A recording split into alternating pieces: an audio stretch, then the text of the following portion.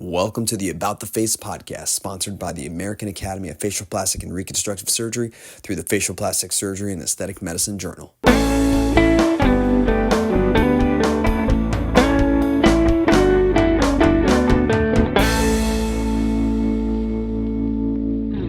Welcome to About the Face, where we explore the innovations shaping facial plastic and reconstructive surgery. I'm your host, Allie Burgess, and today we're joined by Dr. Mingyang Gray, Assistant Professor of Facial Plastic and Reconstructive Surgery at Mount Sinai. Dr. Gray is the senior author of a recent paper published in Facial Plastic Surgery and Aesthetic Medicine, titled The Lip Lift Island Flap, a novel technique for nasal sill and columella reconstruction. This approach earned Best Poster at the 2023 AAFPRS annual meeting, so let's dive into what makes it unique. Dr. Gray, thank you so much for being here. To start, can you describe the clinical problem that this flap is designed to address? Absolutely. And first of all, thank you so much for inviting me to talk about this little pet project. So when patients have defects in the lower third of the nose, especially the columella or the nasal sill, reconstruction can be pretty tricky. It is a region where structure and aesthetics matter. It's at the center of the face. Traditionally, we use multiple local flaps. In fact, some of our colleagues have described using even free tissue transfer to reconstruct this area. But everything has limitations, whether it's a limited reach, poor color match, or results that don't age well. We wanted to create an approach that could borrow from aesthetic techniques while still being functionally sound. Definitely, that's a great idea. And so your team saw an opportunity to merge cosmetic technique with reconstructive need. Is that right? How did you approach that? Yes, exactly. So this actually was an idea that came to me when I was a fellow at Johns Hopkins working with Shaun Desai. It actually stemmed from a conversation related to a Mohs defect. So, all of these conversations and ponderings that we have in the operating room, in the office, everything kind of leads to new ideas. And that's one of my favorite things about facial plastic surgery. We essentially reimagined the bullhorn lip lift, a procedure familiar to many facial plastic surgeons, and adapted it into a vascularized flap for nasal reconstruction. Because if you think about the lip lift in this procedure, the skin, which could be used, right, for reconstruction, is discarded. And so rather than discarding this, we turned it into an island flap for reconstructing the lower third of the nose. Interesting. So can you kind of walk us through the procedure? How did you end up turning this cosmetic lip lift into the functional flap itself? Absolutely. So we start with a standard bullhorn lip incision right beneath the nose. And depending on the patient, there can be quite a decent amount of tissue to work with. Following the natural curvature of the base of the nostrils, the flap is then elevated, typically superficial to the SMAS, but if we are ever concerned about vasculature, we may even go deeper. It can be designed on one side or both sides, and I've done both, depending on the defect, and we can maintain a central pedicle. It's essentially an island flap, about a centimeter wide for robust blood supply. We rotate it into the nasal sill or along the sides of the columella, and again, on one side or both, depending on the defect. That's great. Thank you. And backing up a little bit, for listeners that are less familiar with the bullhorn lip lift as a cosmetic procedure, here's a quick breakdown.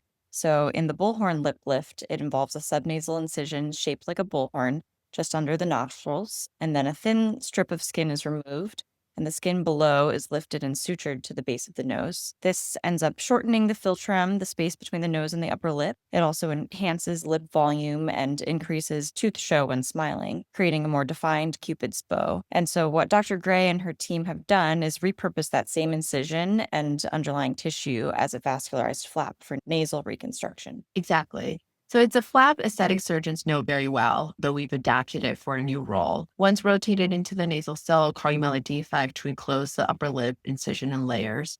Great. And so in your paper, you describe a series of 4 patients. What kinds of defects were you mostly treating, and what made them particularly suitable for this approach? So as I mentioned in the very beginning, when we first thought of this flap, it was for a skin cancer resection of women who had a Mohs defect in this area. But subsequently, we've used this flap for squamous cell carcinoma of the vestibular skin. We've used it for a nasal stenosis, one from prior cosmetic surgery, another from chronic drug use years and years ago, of course. And there was another patient who had congenital nasal stenosis, and that was the most recent one that I've done. In all four cases, the flap remained viable. At 6 months post-op, they maintained shape, projection, and blended well with the surrounding nasal anatomy and skin color match. That's amazing, and especially for a challenging area to reconstruct, such as the columella. In these cases, were the reconstructions definitive? Not necessarily. So the flap is part of a stage approach in most cases. And as other surgeons will know who do a lot of nasal reconstruction, it's a very humbling procedure and it's a very humbling part of the body to reconstruct. But it's important to keep this in our armamentarium, if you will, so that we can use it as an adjunct to other procedures that we're using.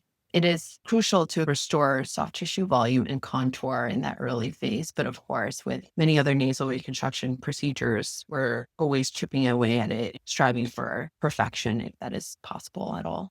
Absolutely, yes. And that kind of first baseline procedure to establish the vascularized tissue is very crucial to remaining smaller procedures that will fine tune the reconstructive outcome.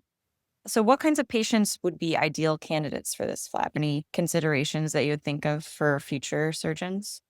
Of course. So, like the traditional lip lift, the best candidates are female patients with lighter skin tones where the scar under the nose can be easily concealed. Some patients may even appreciate the dual benefit, improving both their nasal structure and the aesthetics of the upper lip. I've had patients express how much they like their more youthful lip. That was a beneficial side effect of the procedure.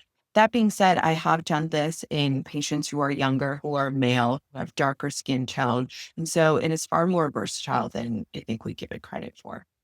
Wonderful. And on the flip side, are there any main limitations to the technique? Of course, obvious one is flap size and reach. It can be very limiting. So it's not ideal for larger defects. But like with most things related to nasal reconstruction, if you break it down into smaller pieces and use this flap as a part of a larger reconstruction, it can actually make the defect smaller and easier to reconstruct with more traditional approaches. If the cartilage support is missing, we recommend grafting for structural stability as well. And it can be less favorable in male patients, as I mentioned. But since this paper was published, I've been a little more aggressive in trying this out in different patients of different various ages and skin tone and color. Great. So, this is a very great example of blending the aesthetic and the reconstructive surgery in a novel way. Before we wrap up, what do you hope this technique adds to the surgeon's toolkit?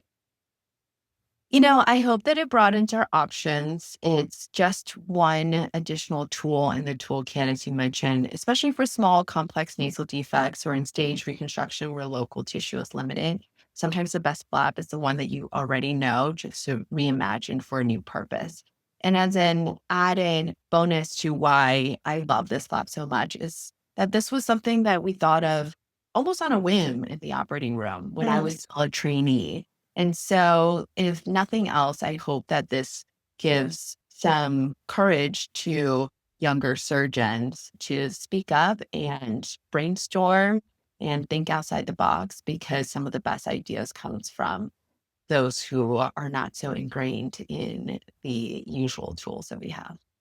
That's great. Very inspirational. And I think a lot of people who are initially interested in the facial plastic realm, it's because of the creativity that you can bring to surgery. And so thanks again for joining us, Dr. Gray, and sharing your insights and this specific example of that. Thanks so much for having me. We'd like to thank the authors for their commentary and thank you for listening to our podcast. If you'd like to explore more, please feel free to check out the article in print at the Facial Plastic Surgery and Aesthetic Medicine Journal or online. We'll catch you on the next one.